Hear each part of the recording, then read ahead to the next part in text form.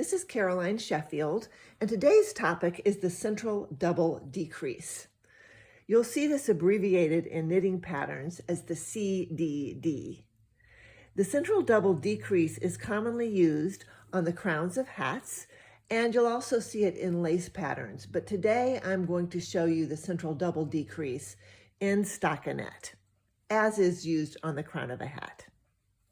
So if you see this column of stitches and this column of stitches, those are both columns of central double decreases.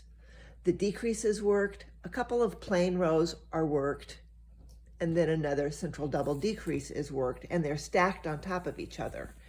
And you can see that for the crown of a hat, it just makes an absolutely gorgeous pattern of spokes leaning in towards the center of the hat.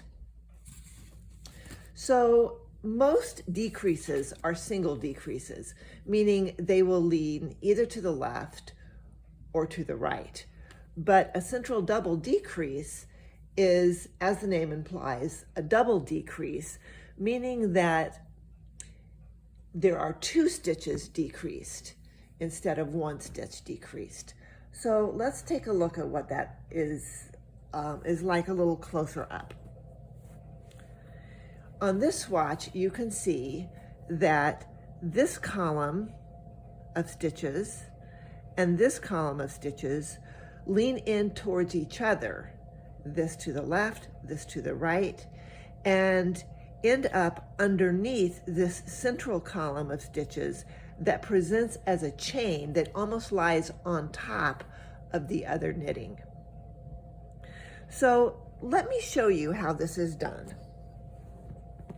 I have a swatch here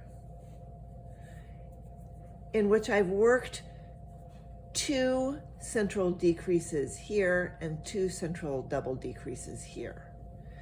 And we're going to work a couple more of those.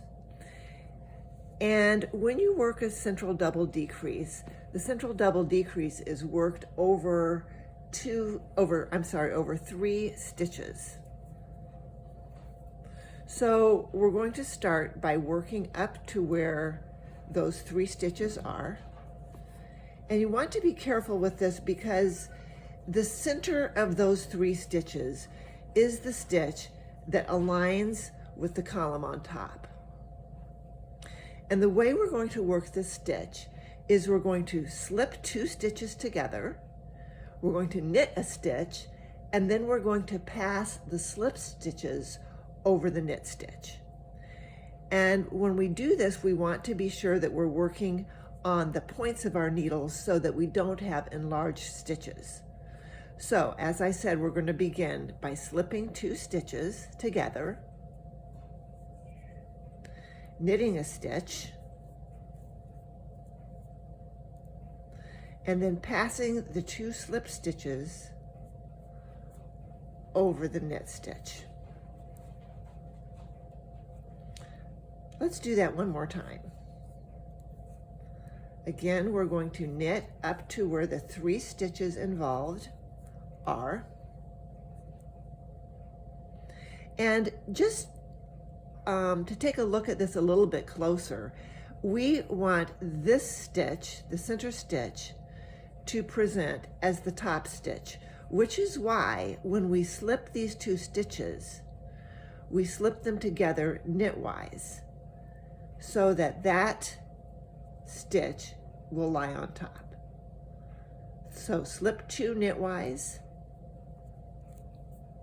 knit one,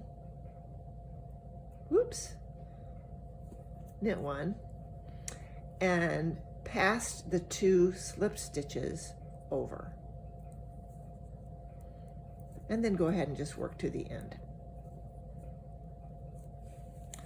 So you can see here the two columns of the central double decreases.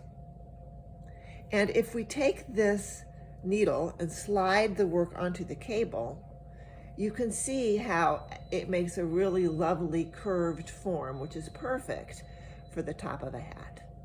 So there you have the central double decrease.